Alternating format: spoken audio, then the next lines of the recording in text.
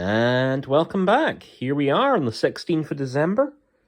That is us 2/3 of the way into this calendar now. Everyone has a magic booster pack. Let's find out what is hiding behind today's door. And we have... Pharos Beyond Death. Okay, so we have seen original flavor Pharos show up in the calendar already. Now we get to go to the return. So, let's see, what good stuff is in here? Obviously the Titans. Uro, Kroxa. You know, that is like... Uro and Kroxa are just so good that I cannot think of anything else that is like the big things. Oh, you had the gods that you had the kind of special arts of as well. Okay, let's have a look-see and find out exactly what we got going on in here. Just a good bit of pack opening ASMR once again. And let's see. I'm trying to think when Pharos Beyond Death came out. Nope, completely blanking my memory here. I just remember getting beaten by Kroxa in a two-headed giant game and feeling bad. And, yep, Plummet. Good old classic magic card right there. Sunmane Pegasus. 3 and a white for a 2/3 flyer. You can pay 1 and a white to give it vigilance and flying until end of turn. Yeah, flying's certainly always going to be relevant key type and limited.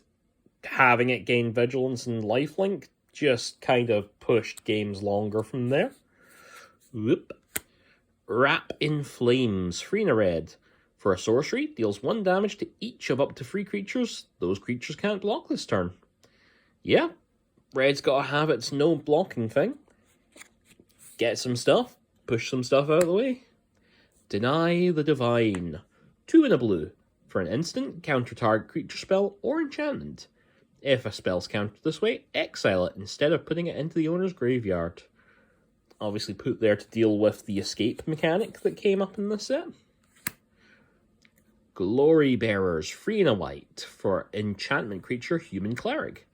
Whenever another creature you control attacks, it gets +1 toughness till end of turn. I can't think what the toughness matters was for this set, but certainly not a bad body. Venomous Hierophant, 3 and a black for a Gorgon Cleric, 3/3 Death Touch. When it enters the battlefield, put the top 3 cards of your library into your graveyard. Gotta fuel that escape somehow and get your creatures out of the graveyard. Triton Wave Rider, 3 and a blue. Gets you a Merfolk Wizard, 3/3 with Constellation. So whenever an enchantment enters the battlefield under your control, it gains flying until end of turn. Well, Enchantment Fall is certainly a mechanic that I have seen a good few commander decks built about.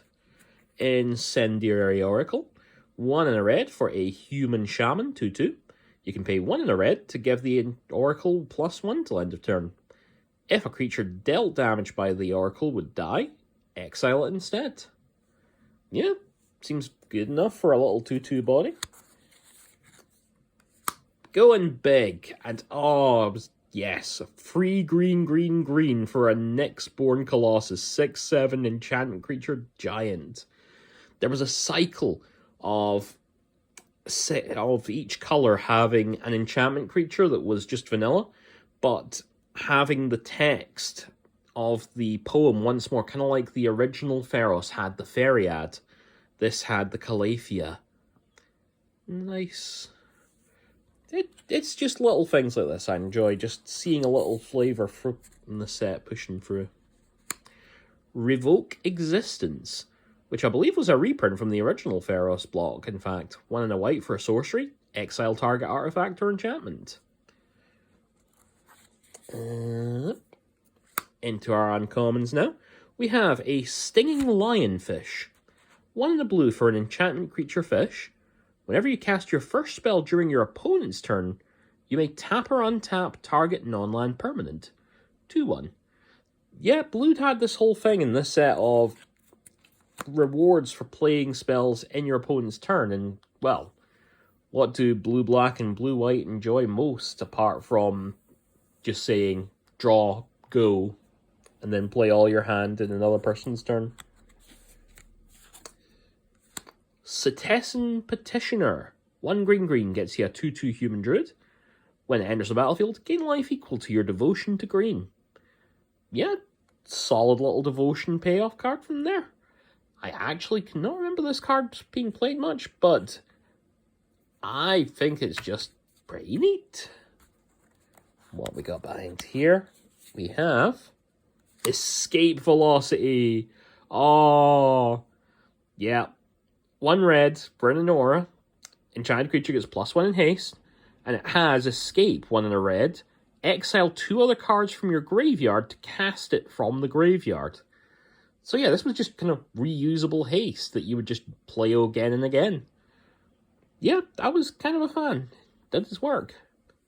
Let's see. What do we have? Oh, Vasa's Oracle. Yeah, I mean, you've been to your commander table. You have probably been beaten by this at least once in your lifetime. I don't think you need me to remind you, but 2 blue mana means it's a 1/3 Merfolk Wizard. Enters the battlefield, look at the top X cards of your library where X is your devotion to blue. Put up to 1 of them on top of your library, on the rest in the bottom in a random order. If X is greater than or equal to the number of cards in your library, you win the game. Yeah, Vasa's Oracle has definitely been one of those cards that has become infamous in Commander. So, yeah, this is a card to find, alright. I don't know if she's actually going for a big price tag, but it's a pretty awesome little card to find here. And I just remembered that Theros Beyond Death had some very special lands. The Pokemon lands. Hey, there we go. Oh, these were fun. We've seen a couple of these kind of styles brought about, like the Dominaria Stained Glass ones, but these ones still just feel really nice. So yeah, I would say, and we've got our token, which will be not a token, just one of the advert cards. Okay. But yeah, I would say that's not a half bad pull from that pack. So, only 8 days left on the calendar. What could be remaining in the final third of December? Let's find out and hopefully see you guys soon.